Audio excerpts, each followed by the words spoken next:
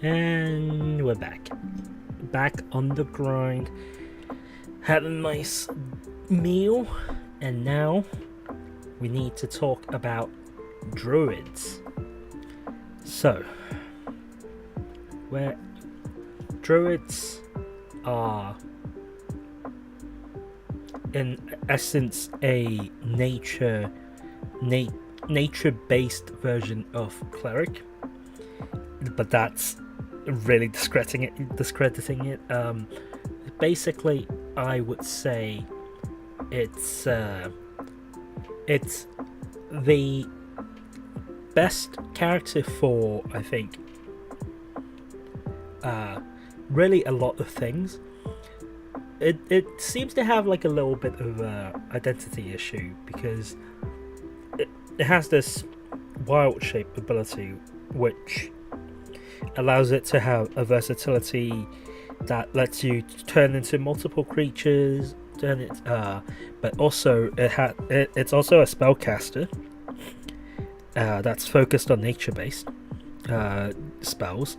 So it's a lot of environment control. I think it's the best way to put it. But regardless of the actual identity of it, the subclass is mostly quite varied. I think each one has its own identity, but so now we're gonna let's try and rank them.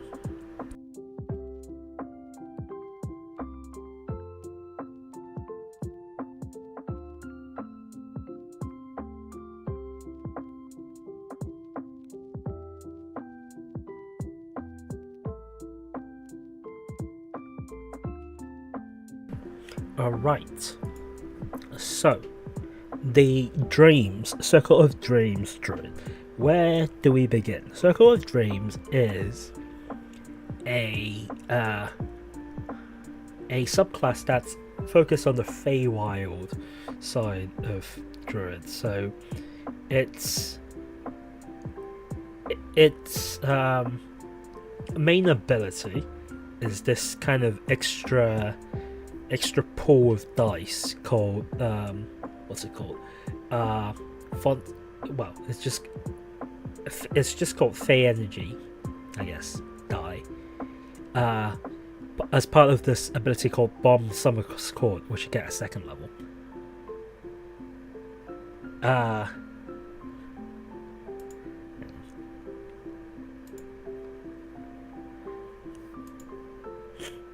So.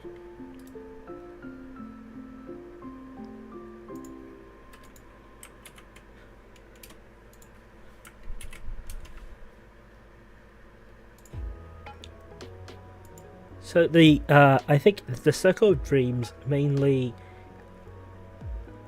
is focused on using these dice to grant healing abilities, but also, yeah. So and also add a little temporary hit point as part of that deal.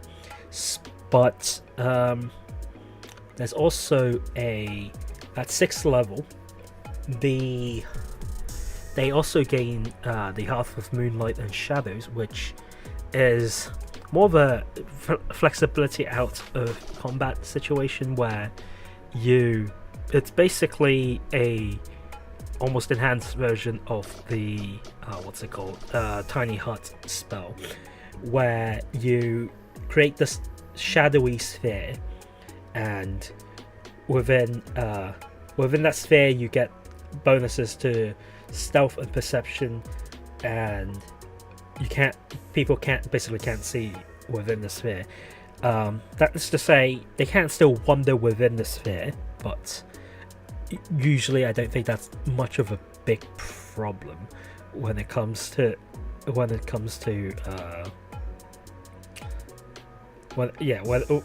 it's rare that really becomes an issue when you're trying to rest, unless you're doing it in the middle of a dungeon. But you can combine that with a tiny hut, and that will give you pretty good a pretty good resting spot in the middle of danger. But yeah, so that's that. So, and then at 10th level, it has this new ability that's basically a form of teleport that lets you teleport across the map as you up to 60 feet, or alternatively you can touch a rolling creature and teleport it up to 30 feet, and you can do this up to your wisdom modifier. So already one of the things I'm noticing for this is that it seems quite there's a lot of ideas here, but it's not really coherent. It doesn't seem like, it feels like they have several ideas, but they don't really know what they want out of the subclass.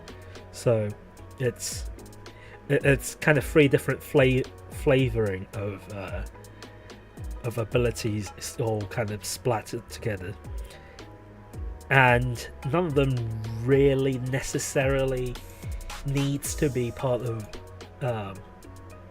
a druid as well.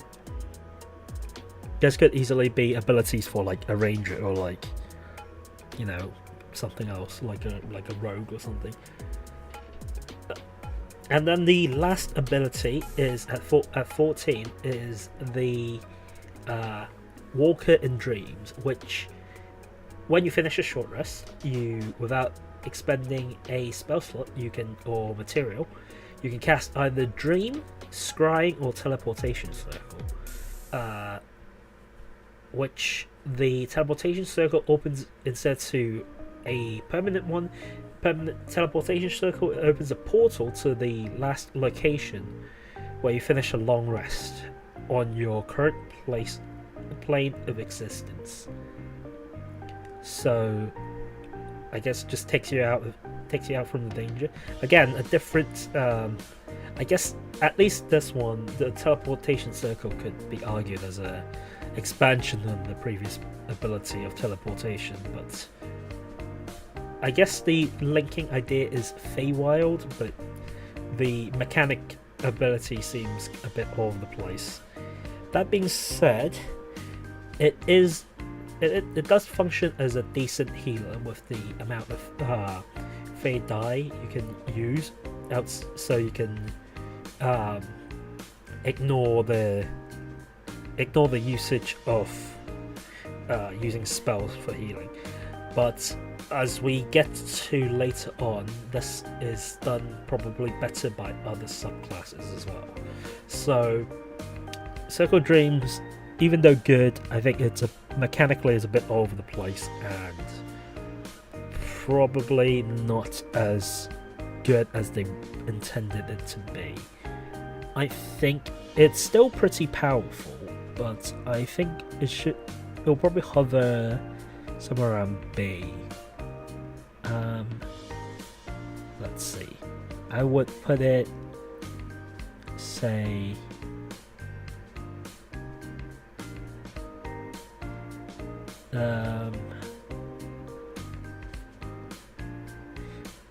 maybe behind, maybe, yeah, maybe there. I think around there seems right. Okay, so next up we have Land. Land is, again, each class has a quintessential one. Land is the quintessential druid. Basically it turns your druid more into a nature-based wizard with the ability to have natural recovery, which recharges some of your spell slots during a short rest. And also it gives you these things called circle spells, so you choose a particular type of land you like, and from there you gain a few spells, much like the clerics. I'm not going through all of them, but there are some varying choices, such as the Underdark ones being more focused on invisibility, poison, while the coast one focused more on water breathing, water controlling water, ice, that kind of deal. And there's also the Arctic, which is just all ice based spells, and that is your second level abilities. So that's, I mean, you can't fault that. That's pretty good. 6th level, you get Land Stride, which allows you to move through non-magical difficult terrain without extra movement, and you can pass by non-magical plants without being slowed by them, and without taking damage from them if they have thorns, spines, or similar hazard. So the second part is really situational. It's probably gonna happen maybe like once or twice in a campaign, I feel like, unless your campaign is set in a specifically dangerous jungle or some sort. The first part, moving through non-magical difficult terrain, costs you no extra movement, is fine. There's an argument that you can use, I believe, plant growth to because the plant growth, the effect that grows the plants are magical in nature, but the actual grown plants themselves are actually not magical. You can cast that on yourself, and you would be able to walk through those plants without any problem. And yeah, so in addition, you also have advantage on saving throw against plants that are magically created to manipulate and impede movement, such as those created by the Entangle spell. Again, very situational. Most likely you're casting this on yourself, or you're fighting another druid. I won't expect it to come up that much in the campaign. Anyway, at 10th level, you cannot be charmed or frightened, great, by elemental or fey, which again, very specific, might not come up often unless you specifically play a campaign with them in it. And you are immune to poison and disease, which that's probably fine. Disease probably would come rarer unless the campaign is specific for it.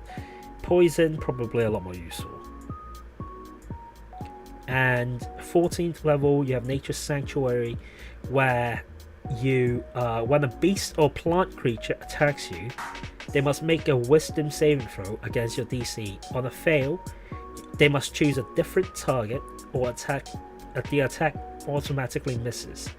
On a success, they are immune to this effect for 24 hours. Again, especially for a level 14 ability, it's very niche and specific. So these are all very conditional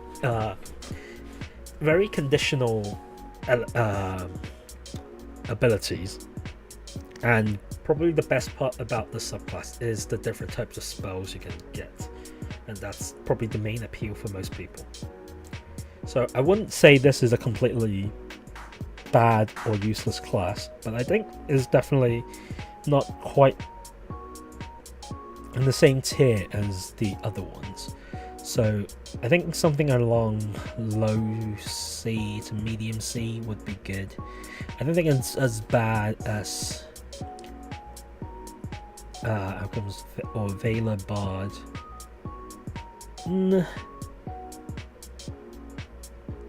Yeah, I think at least War Cleric, even though it's not performing its role as optimal, the roles are still not as niche as what the Land Druid has. But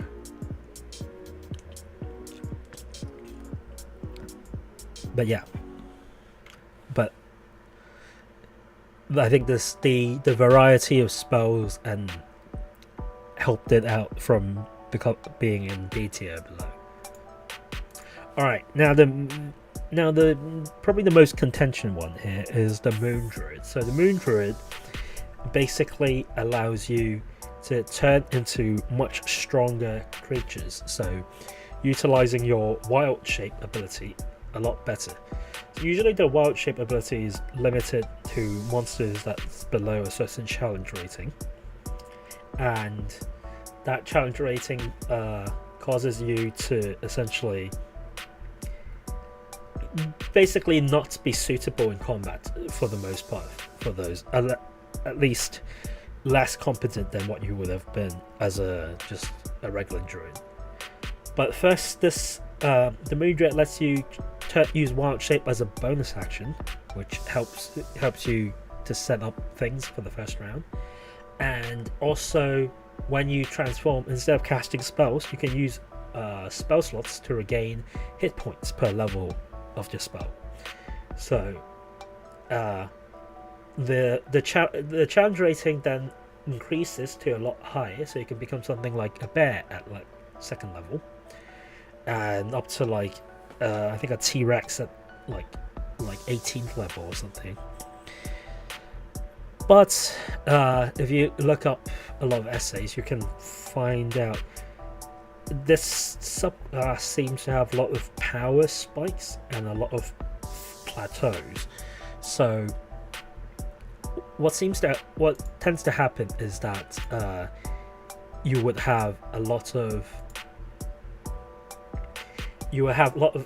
levels where they seem to outperform other people quite well, and a lot of level where their power level remains quite the same, and while other people are steadily increasing in their power. So, I mean, it's not the easiest one to rank, I don't think. But let's keep going on. 6th level, you have your attacks in your beast form count as magical in terms of for overcoming resistance and immunity for non-magical attack and damage, which is good. But again, nothing a spell can't handle. But it's good to have.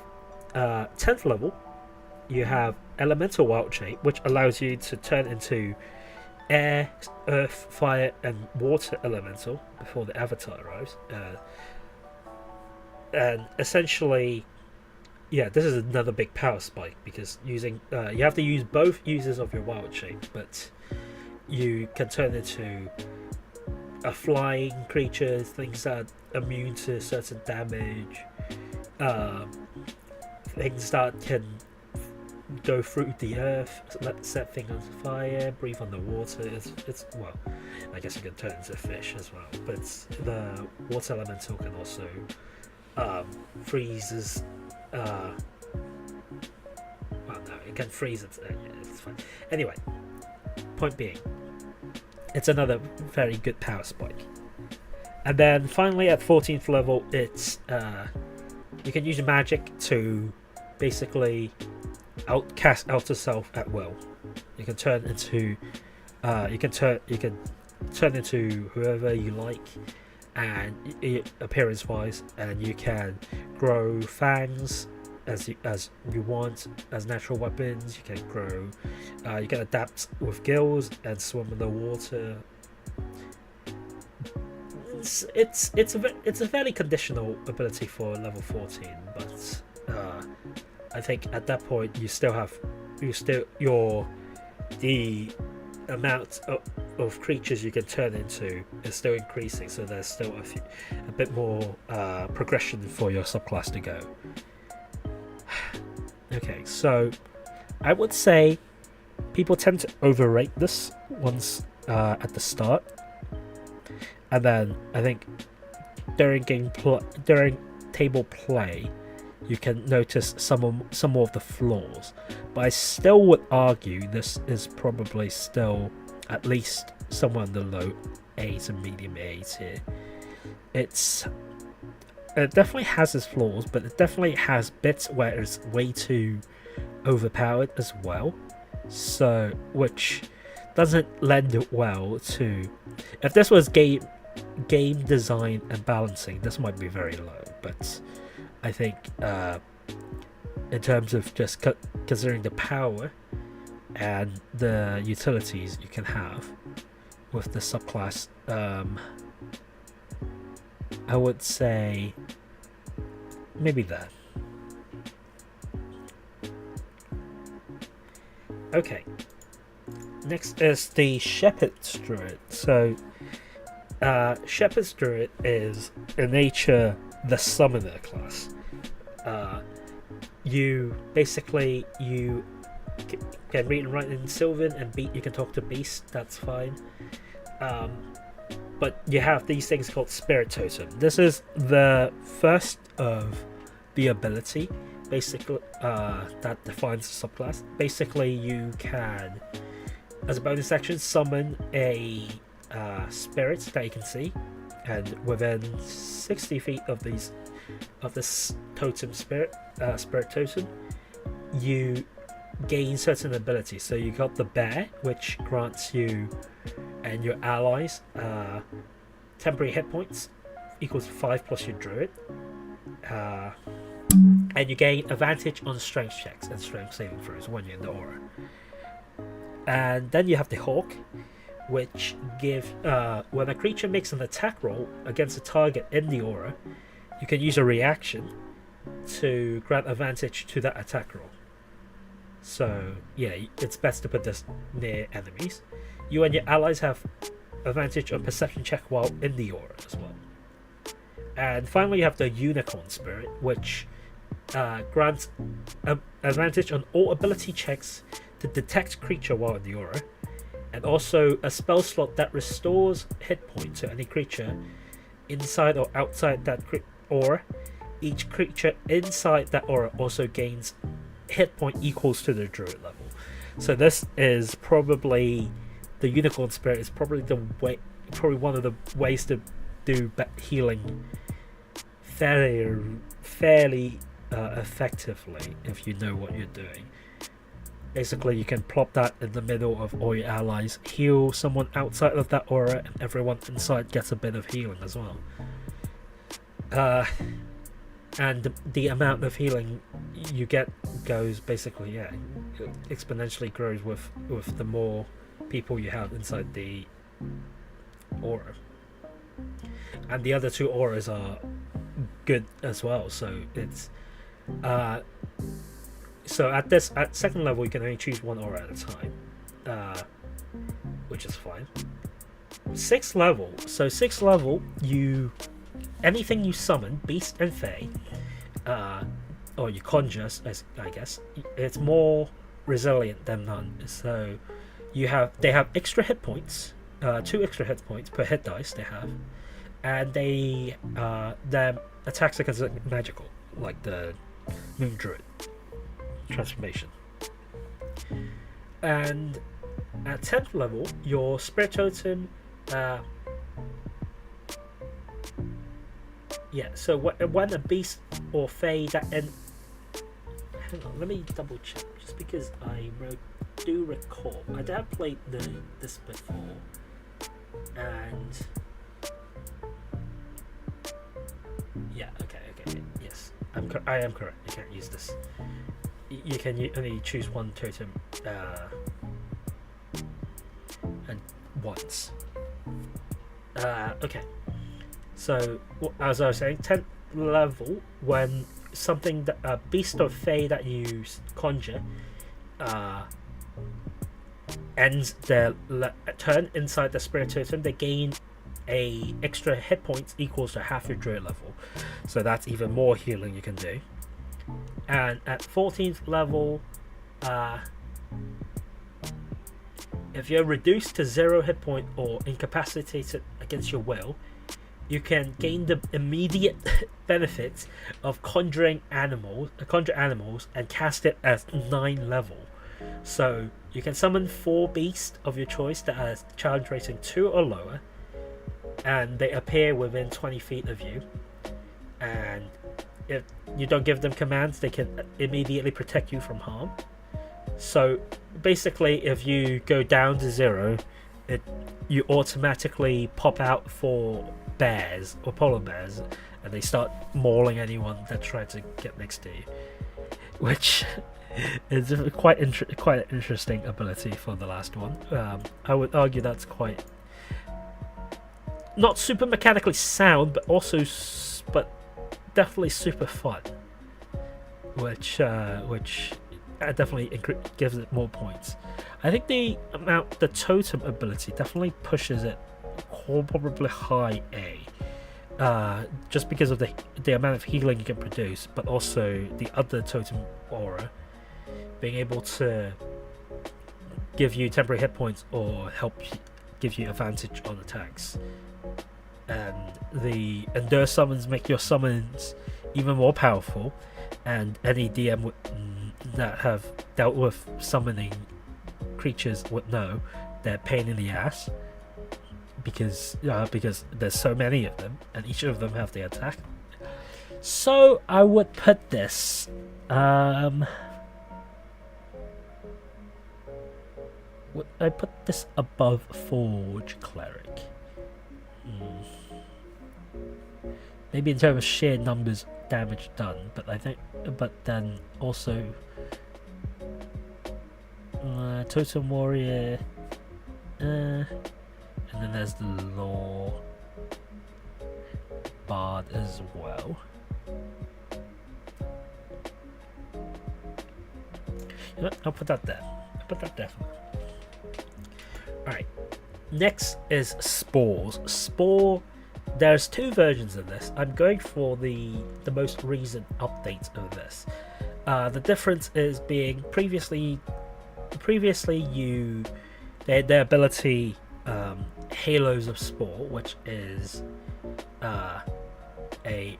basically you can anyone that comes in within you, the spore deals a certain amount of attacks. It used to be poison damage, which was quite difficult to utilize because a lot of enemies are immune to poison, but they have changed it to necrotic damage, which is a lot more useful. So there we are. So yeah, as I was mentioning, Halo Spores, if a creature moving 10 feet of you and starts to turn there, they take 1d4 necrotic damage to start, unless they succeed on a Constitution saving throw, and it goes up to 1d10 at higher level. You also get a few spells, mostly again poison, necrotic, necromancy, that kind of spells. And finally, you have Symbiotic Entity, which if you use one of your wild shape feature, here's probably the first of the last three subclass which utilizes your wild shape ability to do other things.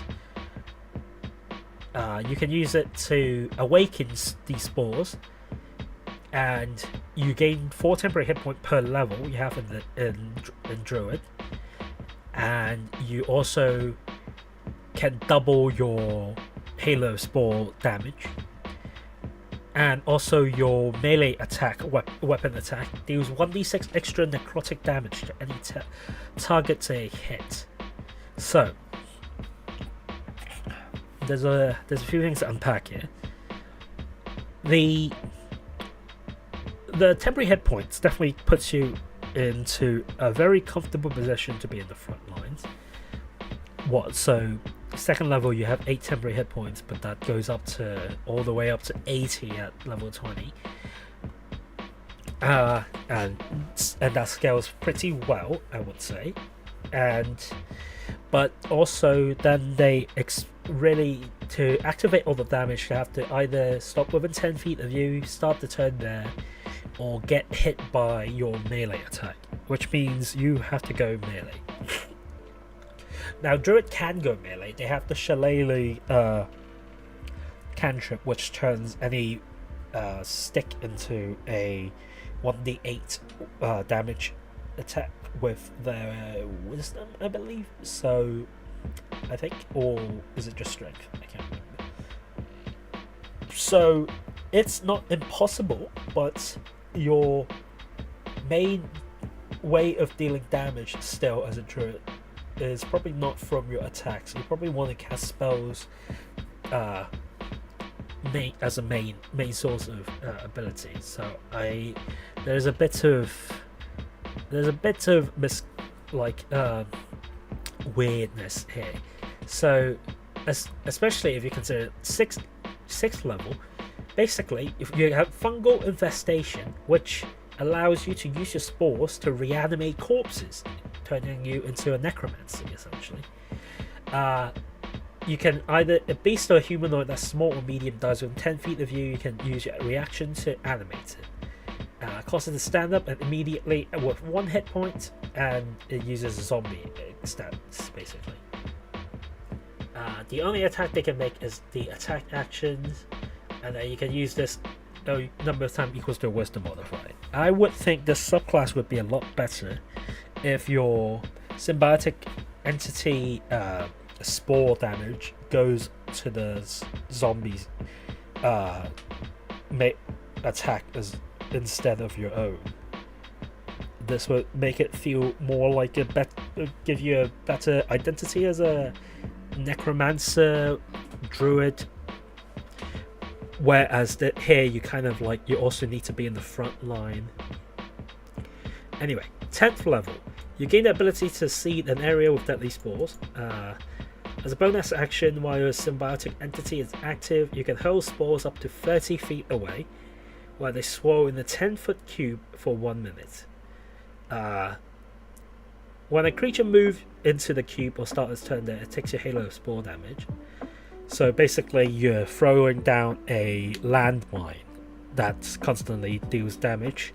So this is very good if you're in a tight corridor situation, but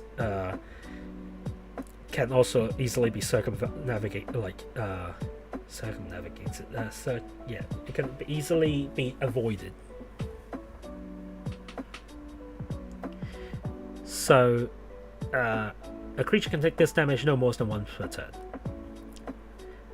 And finally, at 14th level, you have Fungal Body, which basically your fungal spore alters you, and you can't be blinded, deafened, frightened, or poisoned.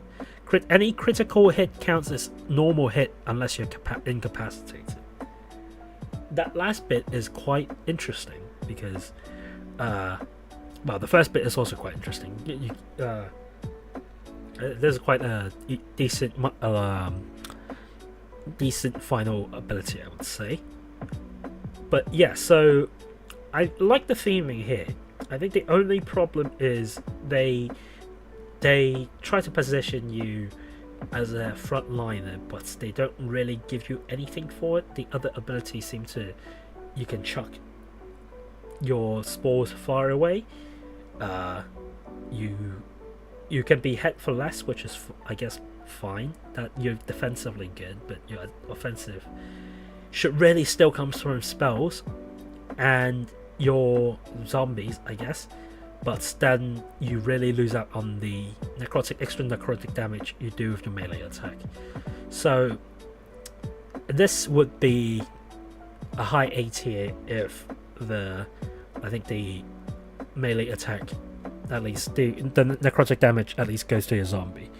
But for now, I think a high B might be closer to what it should be getting.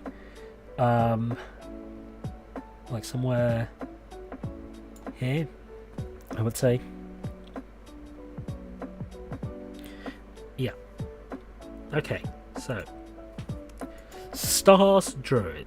So I've played in the campaign with this, and it seems quite versatile. The main thing it comes from is the star map, which is also their spellcasting focus, and they can cast guidance, best cantrip. They can cast guiding bolts, and they can cast that without expending a spell slot number of times equals to the proficiency bonus. So that is a pretty good way to do consistent damage, at least for a few turns.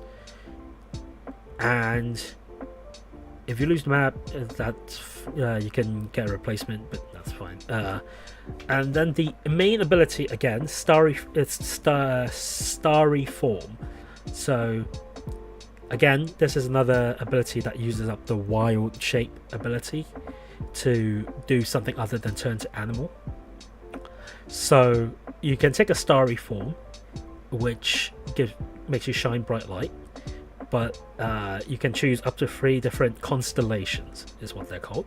There's the Archer, which allows you to use a bonus action to make a ranged spell attacks up to 60 feet, and they take 1d8 plus your wisdom. So that's a very good, consistent way to do damage.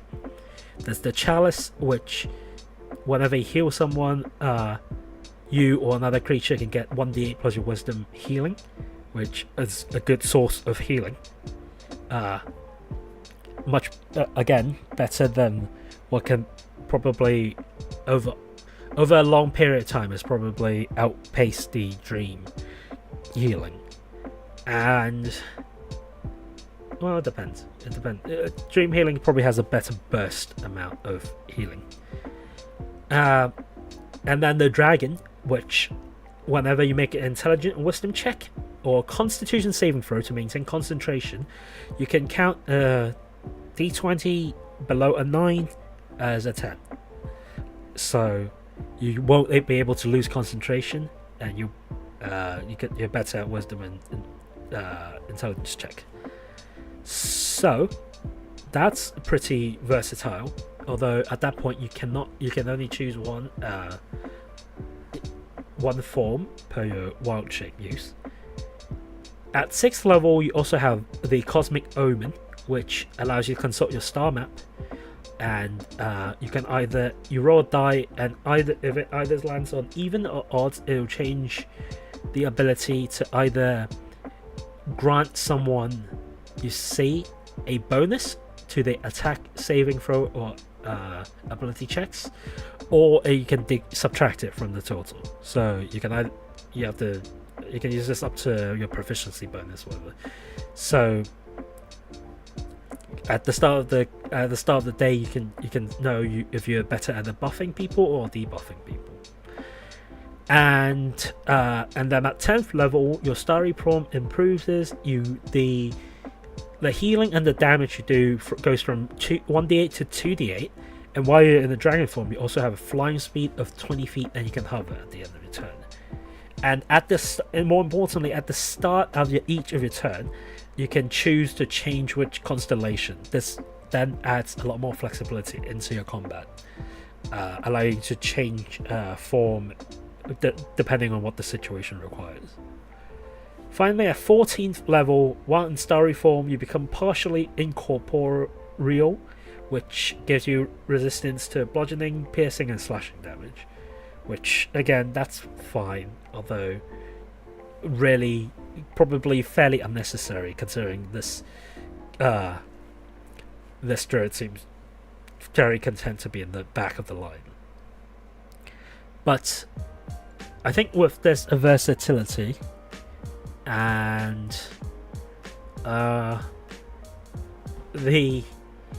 everything seems to gel well fairly, except for maybe the last ability of the Cosmic Omen. Maybe a slight outlier, but I think it's still overall the theme is there, at least compared to Dreams, in my opinion, giving you good constant ways to do damage as a druid without while you're concentrating on different spells, or alternatively granting better healing and concentration. I do think stars, if it's not a high, if it's not an S, at least an high A. Yeah, considering compared to Zealot, I would put it there. It's probably just edged out the Zealot just because the Zealot is good as a single unit, while the stars elevates basically everyone around you, I would say, while still holding up on its own.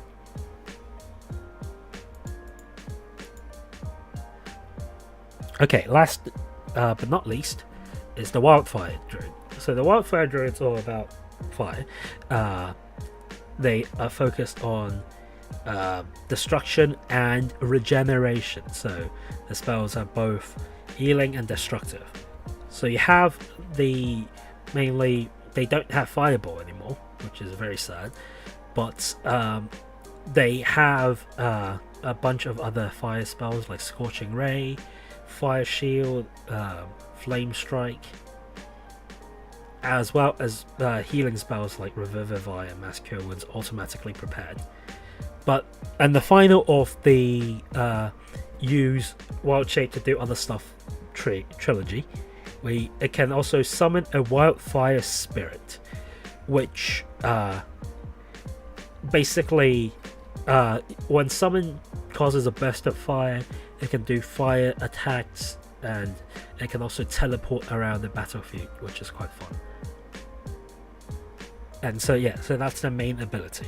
So at 6th level, they then get a enhanced bond, which when you cast a spell that does fire damage or restore hit points while your Wildfire Spirit is summoned, you can roll a d8 and you gain a bonus equal to the number rolled to one of the damage or healing. And if you cast a spell on yourself with a range other than yourself, it can originate from your Wildfire Spirit instead of you, which plays a little gives you a little bit more tactic when you cast spells. So then at 10th level you have Cauterizing Flames, which gives you the ability to whenever someone small or larger creature dies within 30 feet of you, you can create this spectral flame that flickers there for 1 minute. If a creature you see enters that space, you can use your reaction to either heal or deal fire damage to it, which it gives you is equal to 2d10 plus your wisdom modifier, which is quite interesting. And you can do this up to your proficiency bonus. And finally at 14th level you have Blazing Revival, which gives you if your spirit within 120 feet of you is reduced to 0 hit point, you can I got that the other way around. So if the spirit is within 120 feet of you, when you yourself goes down to 0 hit point, you can cause the spirit to go to 0 hit point instead, and you immediately regain half your hit points and goes back to your feet. You can do this once per long rest, so basically it sacrifices itself for you. Overall theming, very nice. Everything is based off of the spirit and fire spells. In terms of power and versatility, probably not as good as the stars, and probably there's not as powerful as the shepherd. I would say it's probably on par with the moon, just because of the moon, how the moon goes up and down in terms of power level. So probably somewhere mid A as well. So I would put it, let's see.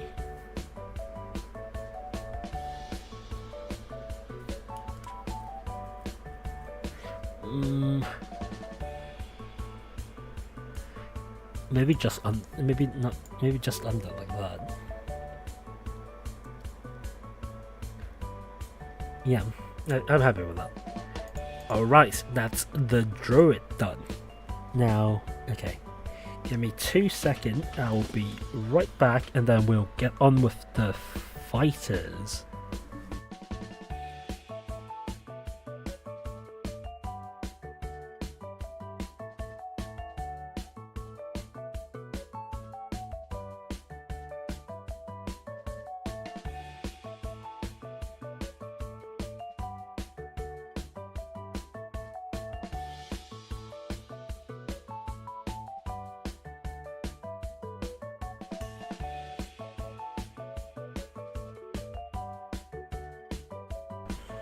Alright, Fighter.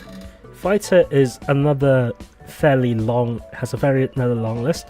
You may notice here we have the Gunslinger as well, which is part of the Matthew Mercer one, which I am just going to ignore. I'm going to get it out of the way, because we're only looking at official ones here for now. So, let's start with the Arcane Archer. So the Arcane Archer has these things called Arcane Shots, which is specific like arrows they can choose. Sorry. So they can choose at 3rd level 2 Arcane Shots, and whenever you fire an arrow from a short bow or long bow, you can apply one of the Arcane Shot option to that arrow, but you only have 2 uses of this ability, and you regain all uses when you finish short or long rest. So this you gain another option when you reach higher level, and yeah, so the options are, I'm not going to read them all, but basically you can either banish creatures, you can beguile, so charm creatures, you can burst and force multiple creatures to take damage around them, you can enfeeble them, there's a grasping arrow, piercing arrow, there's a seeking arrow that makes it easier to hit.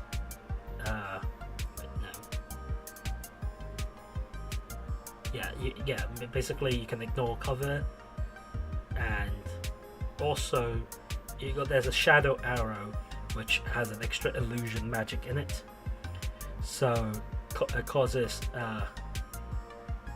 psychic damage, or as well as pseudo blindness essentially. These all increases in damage at level 18.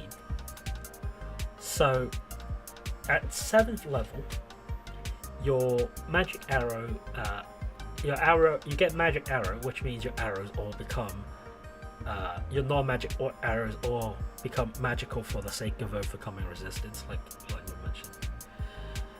You have this curving shot ability, where if you make an attack roll with magic arrow and miss, you can use a bonus action to re-roll the attack roll, and you get an additional option at this level as well. 10th level, you also get an additional option, Arcane Shot option. Starting at 15 level, if you roll initiative and have no use of Arcane Shot remaining, you gain 1 shot use out of it. Yay! But remember, you still only have 2 maximum.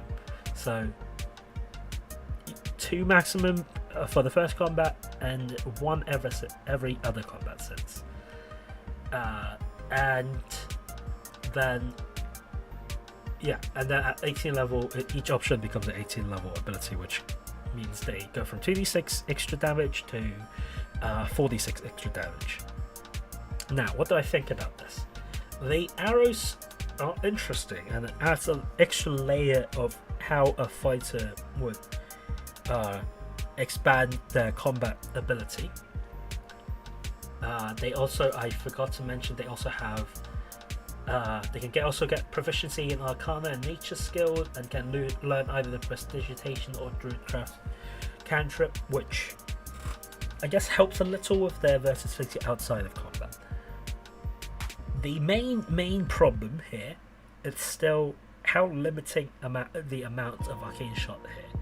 I think they over-tuned and made their shots too powerful, such that they have to limit the amount of shots you can make per combat, which really sucks. So even at 18th level, like at 20 level, you can only use 2 Arcane Shots per combat. It's not bad per se. It's interesting still, but I think this definitely belongs at least in the low D, if not an F, honestly. I think the Arcane Shots themselves actually having versatility and options saved it from being an F. But yeah, it's quite bad. Next is the Battle Master, which one of my best friends really like. So basically this is, you know how I said the Lore Bard was Bard Plus? This is Fighter Plus. Instead of swinging your swinging your sword attack every turn, you gain these things called maneuvers, which it's way too long for me to list out. But essentially, you have abilities that can either, for example, parry someone, to riposte, to distract, to disarm someone, and to sweep, to lunge, and the like. You gain You gain these things called superiority dice, which you start with 4, and you gain more at later levels. And these dice also goes up to a D10 later on, I believe. But anyway, but you know 3 maneuvers to start with. So yeah, so at 7th level you learn 2 more maneuvers and gain another superiority die. And you know this thing called Know Your Enemy, which is something quite interesting outside of combat they can do, where they can observe and interact with another creature outside combat for 1 minute, and you can learn stuff like if their strength is equal, superior, or inferior to yours. Same with the dexterity, their constitution, the armor class, how many hit points they have at the moment, if they have any class level, if they have any fighter level. So that definitely helps the fighter be a bit more versatile outside combat. At 10th level, you gain another 2 maneuvers, and I was correct. The superiority die turns into a D10. So the superiority die, basically, sometimes when you do attack, you do extra damage by rolling the dice as well. So 15th level, you gain another 2 maneuvers and another superiority die. And if you have no superiority die, when you roll initiative, you gain 1 back. And at 18th level, the dice turn into D12s as well. So I am going to put the Battle Master at it's definitely somewhere along the region of A. It's not game breaking, I think, in terms of an S. It's definitely what the fighter should be at the core, in my opinion. So I think, honestly, I'll probably put it at the top of A, just because it's not only is it a interesting class and a good way to play fighter, but I think more than the lower bar, this is what the fighter really should be, instead of the more basic form it's currently at, and therefore I think it deserves at the top of the A, just for the sheer sake of this is what it could be. Okay, you may have noticed I skipped over this subclass called Banneret, or also known as PDK, which is Purple Dragon Knight, but because my list here is Purple Dragon Knight, so therefore alphabetically it was in a different position than here. But I'll go back to it now. But I already kind of know where I'm going to put it, because this is not an infamously bad subclass, much like the Battle Ranger. So Purple Dragon Knight is a fighter which utilizes on, well, let's read. So they have this thing called the Rallying Cry at 3rd level, which, if you use a second wind, which is the fighter ability to heal themselves naturally, you can choose other 3 creatures within 60 feet of you that are allied with you. They all gain hit points equal to your fighter level. That's fine as a secondary ability, I think, for a fighter, but as a main ability, the fighter itself is already quite bare bone, I think. So having this as your main ability really detracts from a fighter, considering this could easily be on a different class, like, I don't know, a paladin would have good roles in this or something like a cleric even. But continuing on, at 7th level, you have the Royal Envoy, which gives you some out of combat ability, give you proficiency in persuasion, and if you're already proficient, you can choose also animal handling, insight, intimidation, or performance. And you have expertise in any ability checks you make that uses persuasion.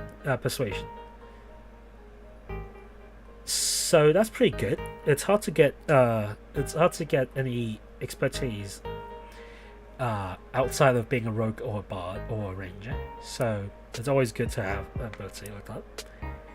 Inspiring Surge. At 10th level, when you use Action Surge, you can choose one creature within 60 feet of you that is allied with you. That creature can make a melee or ranged weapon attack you with its reaction, provided that can see or hear you. At 18th, I'll get back to that because that's an improvement. So, here's a quick question. The fighter should be the best at fighting. Now, that might be controversial, considering probably the best case scenario you get out of this is to give it to a rogue or a paladin with a smite or the sneak attack. So, but at this point, you personally should really use Action Surge for yourself, such that you can attack the enemy and deal more damage to them yourself. I would say the best usage of this scenario is that you're too far away from attacking creature and you're summoning an ally that can in fact hit them. I'm not sure. So it's not very inspiring, especially compared to where other fighters can do. Okay, and finally, at level 15, you have the Bulwark ability, where you can extend the benefit of your Indomitable, which allows you to reroll your failed saving throws to an ally. So when you decide to use Indomitable to reroll Intelligence, Wisdom, or Charisma saving throw, you can choose one ally within 60 feet that also failed against the same effect, and it can reroll the saving throw and must use a reroll. And finally, at 18th level, your Inspiring Surge can affect 2 allies in 60 feet rather than 1, which might justify you using Action Surge, but still. So a lot of these ability doesn't feel like it belongs to a fighter. I think that's the main problem. These seem to be for a support class, which arguably the fighter is not. The fighter is a frontline attacker that deals heavy damage. That's what it's always been. And these, some people argue these ability might fit more on a warlord class on its own, someone who commands and directs the battlefield non-magically. So I am just going to put this, because of its flaws in design and a lot of ability that doesn't seem to benefit the fighter, I'm going to put this at a high F. It's not 3 damage from grappling like the Battle Ranger, but it just doesn't fit on a fighter. I think if this was perhaps on some bard or something, maybe it would go to like a little bit high, go up like a high D maybe, but for now a fighter should really be focused on fighting, I think. Alright, a Cavalier. I have previously also dismissed the Cavalier because the Cavalier sells itself weirdly. It sells itself as a class that's completely based on mounted combat, but what it does is it's excellent at mounted combat, but it's also excellent outside of mounted combat. So, first of all, you get proficiency, animal handling, history, insight, performance, persuasion, and one more language. I think most fighters have some form of ribbon like that now. So, born to the saddle, you can your advantage on saving throws made to avoid falling off your mount, and if you fall less than 10 feet, you can land on your feet and not be incapacitated. And if you're not incapacitated, finally, the mounting or dismounting only costs you 5 feet of movement rather than half your speed. So that's the first thing people see, and they probably start being turned off. It's like, oh, I can't bring a horse in a dungeon, so this class is useless. But if you keep reading on, so another ability they get at 3rd level is the Unwavering Mark. Basically, when you hit a creature, you can mark them until the end of the next turn, unless you go incapacitated or you die. Or if someone else marks the creature, which is a very weird thing to think about. So while you're within 5 feet, within 5 feet of you, that creature marked by you has disadvantage on any attack roll that doesn't target you. So much like the Ancestral Guardian Barbarian, this is a very good way for people to tank and avoid your squishier companion race to be attacked. So in addition, if a creature marked by you deals damage to anyone other than you, you can make a special melee weapon attack against the creature as a bonus action on your next turn, and you have advantage on that attack roll, and if it hits, it does extra damage equals half your fighter level. So really, in addition, really punishes them for even if they succeeded. So regardless of the number of creature you mark, you can make this special attack number time equal to your strength modifier. Yep. So at 7th level, so if you or a creature you can see within 5 feet of you is being hit by attack, you can roll 1d8 as a reaction, and if you're wielding a melee weapon or shield, and you can add that to the target's AC. If it still is hit, it has resistance to the damage. So this is usually they have a starting line there that seems to indicate this is mainly for mounts, but you can also stick near to your like your team members and defend them that way as well. So that you can use this a time up to your Constitution modifier. Number 10, you have Hold the Line. So creatures that provoke an opportunity attack from you when they move 5 feet or move while within your range.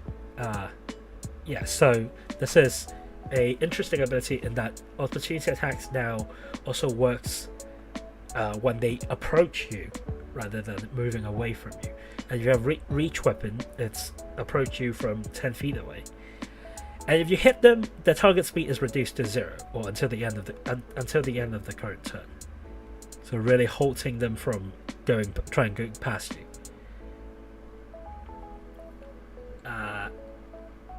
So and at 15th level, you have Ferocious Charger. Whether you're mounted or not, it says here, you can move at least 10 feet in a straight line. Then you can and hit the creature with an attack. They must make a strength saving throw or be knocked prone. You can use it once per turn. Again, fairly good ability for combat, because when they're prone, then you now you have advantage on your attacks. And finally, at 18th level, you have Vigilant Defender. So you get a special reaction that you can only take once per every creature's turn, not just except your turn. So you have extra reactions you can do on every person's turn, and you can use this to make an opportunity attack. You can use this only to make an opportunity attack, and you can't use it on the same turn you take your normal reaction. So whoa, oh boy. Combine that with holding the line. Any creature that tries to get close to you, even if there's 100 trying to walk past you, you have 100 reactions to stop them. That is pretty good, I think, Cavalier. I think this at least earns it a high B, I would say. It's a very good. It's. I think I kind of forgot about the subclass when I was talking about the Ancestral Guardian, but this is definitely. It's not as good as a meat tank in terms of soaking up damage as the Ancestral Guardian, but it's definitely a better tank in terms of stopping enemies from walking, like physically going through you. So I would put it, say, here. I'd say that's pretty good. All right, next up is Champion. Champion is your basic bench fighter. You have improved critical at 3rd level. Basically, your critical is 19 or 20. At 7th level, you can add half your proficiency bonus to any strength, dexterity, or constitution checks you can make that doesn't use your proficiency bonus. And if you make a running long jump, you can cover a distance of feet equal to your the amount you jump increases by your strength modifier. And 10th level, you can choose a second fighting style. So that's stuff like defense to increase +1 your AC. You can get great weapon fighting. You can get 2 weapon fighting. You can get a whole bunch of other stuff. So again, nothing special. 15th level, your weapon critical score goes from 18 to 20, and finally at 18th level, at the start of your turn, if you have less than half your hit point, you gain 5 plus your constitution modifier every turn, unless you go down to 0. So it's fairly basic, isn't it? I think if I can put this at the middle of the board, I would. Honestly, but even though it's uninspiring, it's a good way to introduce new players to the game. So I would say, and you know, if you feel good about getting more criticals than anyone else, then this might be the subclass for you. So I would put it maybe. Wow. Maybe.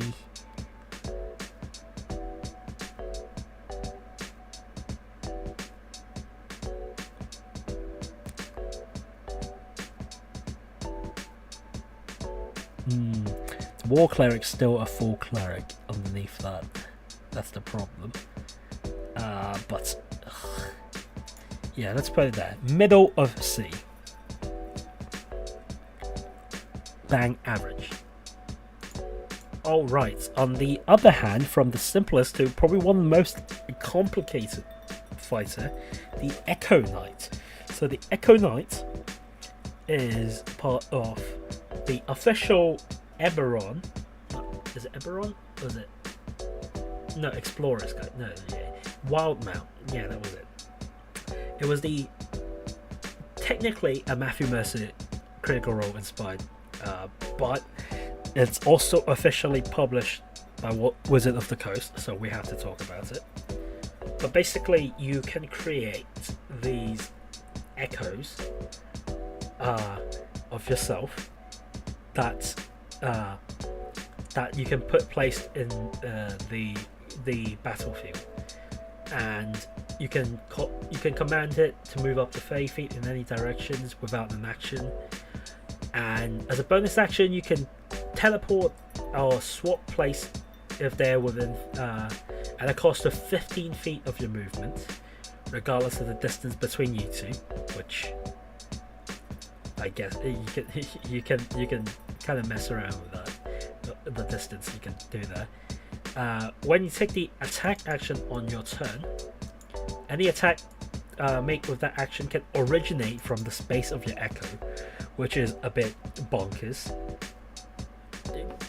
So you can make melee attack from 30 feet away, and when a creature that you see within 5 feet of your echo moves at least 5 feet away from it, you can use a reaction to make an opportunity attack against that creature as if you are in that echo space. So basically you're adding another player that you kind of pseudo control as a fighter. And they have also Unleash Incarnation. So whenever you take your attack action, you can make one additional melee attack from the echo's position, and you can do this number of times equals the Constitution modifier. So that's basically like the Berserker Frenzy Rage, but without the horrible ability of giving you exhaustion. 7th level, you have Echo Avatar. So you can see through your Echo's eyes as an action, and hear through its ears. So technically, what you can do with 5 familiar, basically. You can do this for 10 minutes, and it can be up to 1,000 feet away from you without being destroyed when you're using it this way. So then you have the Shadow Martyr, which you can make your Echo throw itself in front of an attack directed to another creature you can see. Before the attack roll is made, you can use a reaction to teleport the Echo to unoccupied space within 5 feet of the targeted creature, and then the attack roll that triggers the reaction is instead made against your Echo. So emergency defense you can use your Echo for. And then you have Reclaim Potential at 15 level. So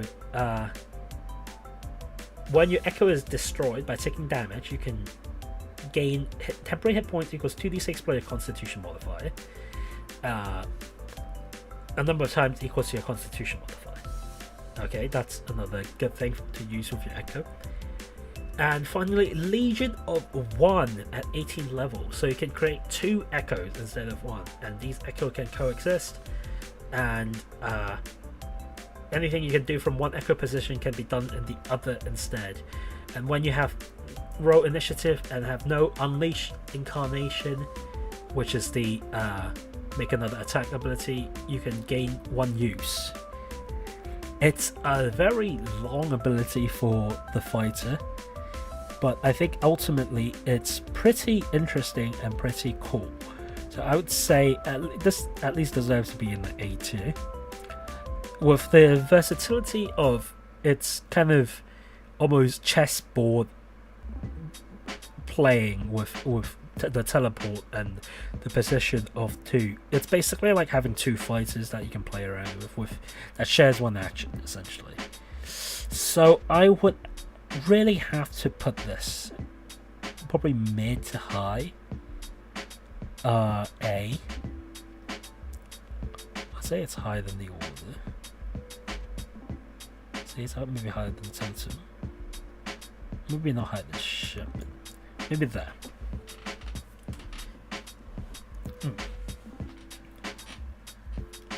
So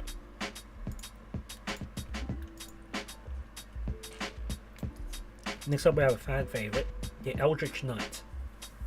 So the Eldritch Knight is basically, if you can't decide if you want to play a fighter or wizard, and you decide to play both, but mostly a fighter.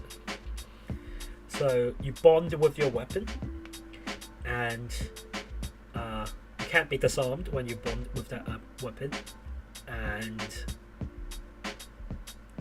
that's it. We're at 3rd level, but that's discounting the fact that you can also cast spells. Although your progression is very, very slow. At 20 levels, you can cast one 4th level spell. That's about it. But you're still mainly a fighter, so you get all that fighter stuff, goodness in you. So, at 7th level, when you use an action to cast a cantrip, you can make one weapon attack as a bonus action. So, this is kind of a downgrade from what the extra attack in the later mentioned Blade Singer. The Blade Singer can replace one of its extra attacks with a cantrip, and this would have been perfect for the Eldritch Knight, but alas, this is what we have. 10th level, you have Eldritch Strike, which you learn how to make your weapon strike undercut a creature's resistance. So when you hit a creature with a weapon attack, they have disadvantage on the next saving throw make against a spell you cast before the end of your next turn. Yeah, so hit them square and hard, hit them with a fireball. And then 15th level, you gain the ability to teleport up to 30 feet to gain an unoccupied space when you use your action surge. You can teleport before or after the additional action. Yeah, so basically a teleporting action surge, which not complaining. A improved war magic at 18th level. When you use an action to cast a spell, you can make one weapon attack as a bonus action. Okay. So these abilities might seem a bit weak, but you have to remember this is on top of gaining access to wizard spells, which are probably some of the best. But you should probably mostly what kind of spell you should get is probably something that's more defensive, something that buffs yourself, debuffs whatever's in front of you.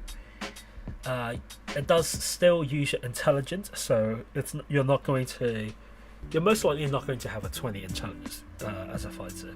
You should probably prioritize your main attacking abilities and your constitution on first.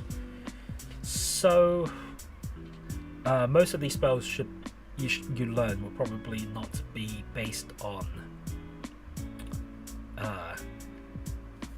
your spellcasting modifier, unlike DC saves and such. So I would say probably in the B tier. I think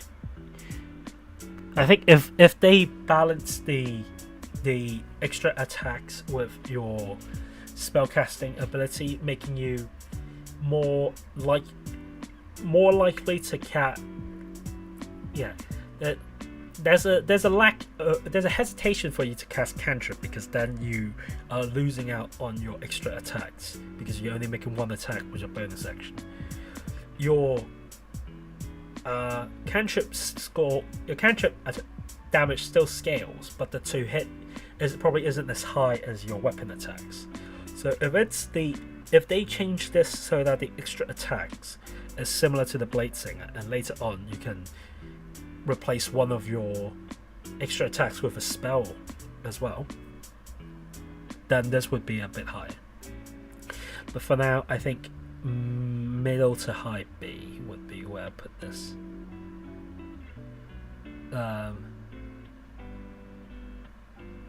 Maybe Tempest is pretty good. I'll put it there.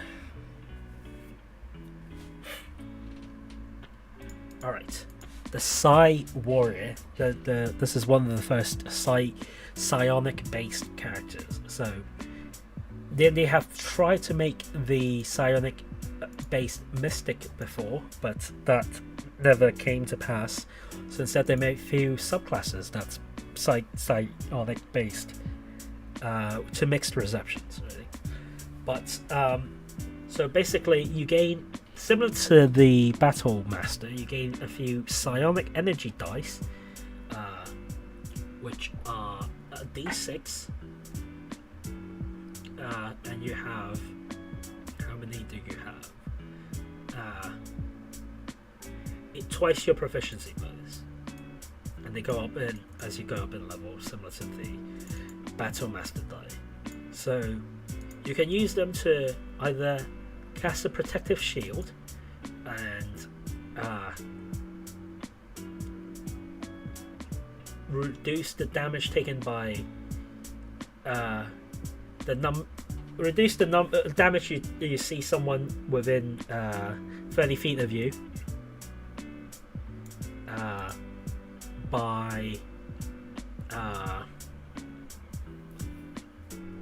one roll of your die plus your intelligence modifier. You can propel your weapons with a psionic force with a psionic strike, which once on each of your turn, immediately after you hit a target within 30 feet of you with an attack or deal damage to it with a weapon, you can expend one psionic energy die, rolling and dealing force damage to the target equal to the number rolled plus your intelligence modifier. And then finally there's the telekinetic movement, which allows you to move objects or creatures with your mind. You can target a large or smaller creature of one willing creature other than yourself, and you can move within 30 feet of you, and you can move it up to 30 feet. So you can play a bit chessboard with your friends. If it's a tiny object, you can move it to or from your hands. Either way, you move it horizontally, vertically, or both. So you can only do this one per short or long rest, unless you expend a psionic energy die to do it again. At 7th level, you have Telekinetic Adept, which allows you to, as a bonus action, propel your body. You gain flying speed equal to twice your walking speed until the end of your turn. And you can't do it until you finish short and long rest or you use a psionic die. And also you can Telekinetic Thrust, which allows you to do damage with when you do damage with a psionic strike, you can force the target to make a strength saving throw, and if the save fail, you can knock the target prone or move it up to 10 feet horizontally. At 10th level, you also got Guided Mind. The psionic energy flows through your bolster your mind. You gain resistance to psychic damage and can be charmed. If you start your turn charmed or frightened, you can expend the psionic energy die and end every effect on yourself, subtracting you from those conditions. Cool. That's another. Martial class needs ways to better prevent them from being charmed or frightened. So that's always a good. Bulwark of Force, you can shield yourself with others with telekinetic force. As a bonus action, you can choose creature which includes yourself, up to creatures equal to your intelligence modifier, minimum of one creature. Each of the chosen creature gains half cover for 1 minute or until you're incapacitated. You can do this until long rest, or you take a psionic energy die to do it again. And finally, at 18th level, you can move creatures and objects with your mind. You can cast a telekinesis spell without components, and on each turn, while you concentrate on the spell, including the turn where you cast it, you can make one attack as a weapon as a bonus action. You can do this one per long rest unless you expend a psionic die to cast it again. So yeah. What's not mentioned is that the psionic dice goes for 5th level at D8, at 11th level goes to D10, at 17th level goes to D12. So after that absolute mucho texto of text, I am thinking psionic. It's trying to do a few interesting things, but ultimately I think the versatility is probably less than the Eldritch Knight. The combat ability is probably about the same. The best thing, the extra damage you can do is a psionic strike, but that's only dependent if you get hit. So I'd say maybe a low B tier, maybe I think somewhere like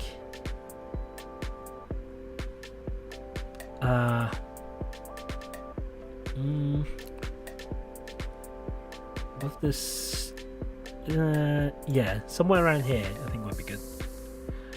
Alright, we have 2 more to go through, and then I think I'm going to end this third part after that, just because there's a few streams I want to watch actually myself, but never mind that. Okay, so the Rune Knight. So this is a giant focus. This is an even longer text than what we had before, but this is similar to the Battlemaster and the Eldritch Knight, which and the Arcane Archer, which you gain these ruins which you can apply to yourself, to your weapons, your chest piece, and these ruins allow you to do various different things depending on the type of them. You start with 2, and as you get higher to 7th level, you unlock 2 more with an increased amount of runes you can apply. You can also, with the Might of the Giants as a bonus action, turn yourself into large size, which is a 2x2 on the grid. If you're smaller than large, so you can turn from a tiny little baby gnome into a massive 10 feet tall, 10 feet by 10 feet tall massive creature. You have advantage on strength when strength saving throw, and one on each of your turn, one attack can deal an extra 1d6 damage. You can do this a number of times because of proficiency bonus, and you regain all expended uses when you finish a long rest. Right, 7th level, you get an extra rune, that's fine, and you can learn whenever another creature you can see within 60 feet is attacked by an attack roll, you can use your reaction to force them to re-roll the d20 and use the new save. So basically a mini Indomitable, which is already better than the Purple Dragon Knight ability later on. You can do this a number of times because of proficiency bonus. I'm not going to read. At 10th level, you permanently grow by a number of inches equals to 3d4, which is very weird. But also your giant might's damage increased to 1d8. Yay! You also learn an additional ruin. So at 15th level, you learn another ruin, that's fine. But you can also invoke each ruin. Each ruin, if you looked at the list, has ability that's more innate, that's always there. But you can invoke it to do certain things, and at 15th level you can invoke it to do it twice rather than once. And you regain all expended use after you finish a short or long rest. And finally, at level 18, your giant might goes to 1d10 and you turn into a huge creature. And while in that size, your reach increased by 10 feet. And a huge creature is a 15 by 15 massive, gigantic creature. And increasing your reach by 5 feet means that you can at least, at minimum, hit 20 feet away from you. Which this is such an insane subclass. I really enjoy. But where does it go on the list? So the runes are they're very interesting, and unlike the Arcane Archer, you can invoke each of them once and they all do stuff outside of the invocation. For example, one of them lets you make animal handling and intimidation checks with advantage. But you can invoke it to gain +2 to your ability checks and saving throws. And also, I think +2 to your... No, that's it. So, this is definitely better than Arcane Archer. The Going Giant thing, it's a bit funny, but it also helps control the battlefield, because the larger you are, the more space you can control, essentially. I think it's definitely above a champion. I don't know if it's above a Psy warrior. Probably on par, I would say. But maybe... yeah. I would put it, I think, just above the Psy warrior. I think that's where I'll put it.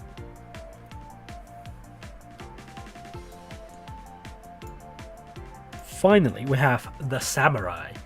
Now, this might seem a bit pigeonholed, but I would say there's a few interesting things here if you look closely.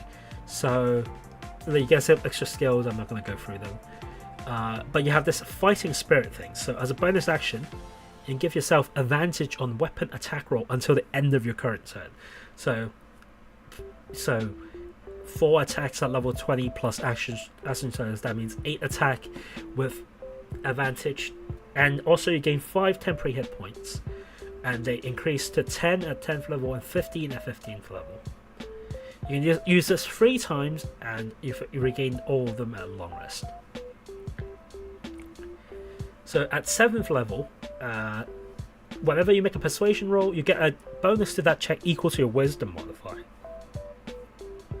which is a cool way to let some people speak without necessarily having high charisma.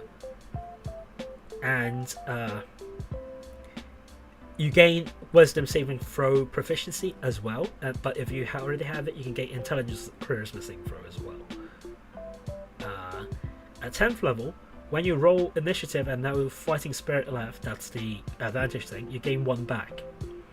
At 15th level, you can trade accuracy for swift strike.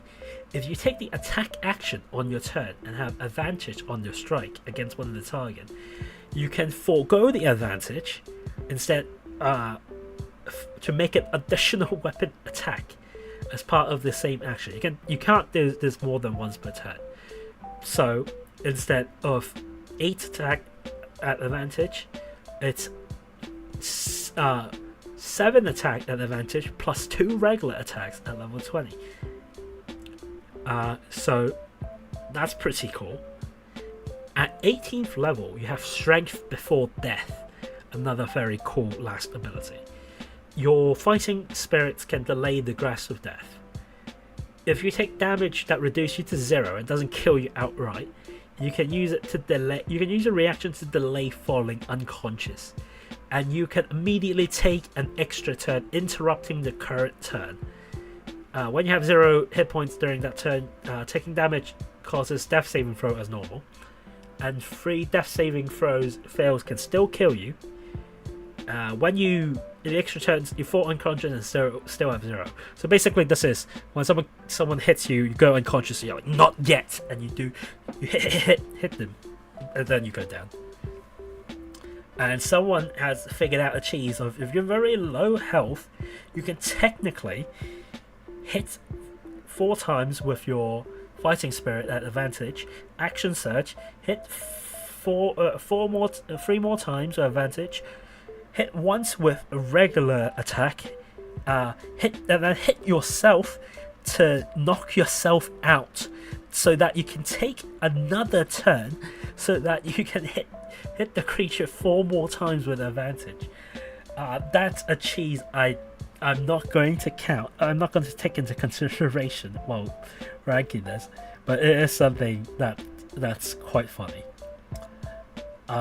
In terms of where I'll put this, I think honestly,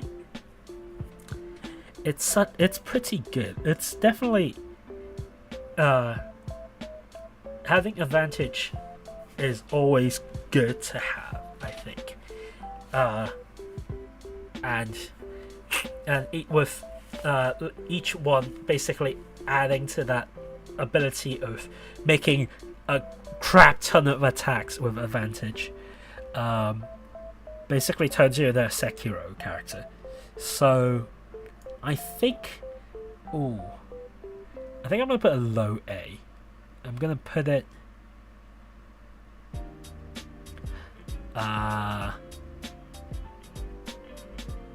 We'll put it there. Okay, so now we have done what, 6 classes? We're technically halfway there, but not yet. I'm going to go take a break now. I'm going to go watch some streams, and if I feel like it, I might do another one later tonight. If not, I'll continue this on a different day. But yeah, hopefully we'll get through this soon, and then hopefully before Baldur Gate 3 come out, so I can make a video on just the Baldur Gate 3 classes as well. But yeah, good games, guys. See you around.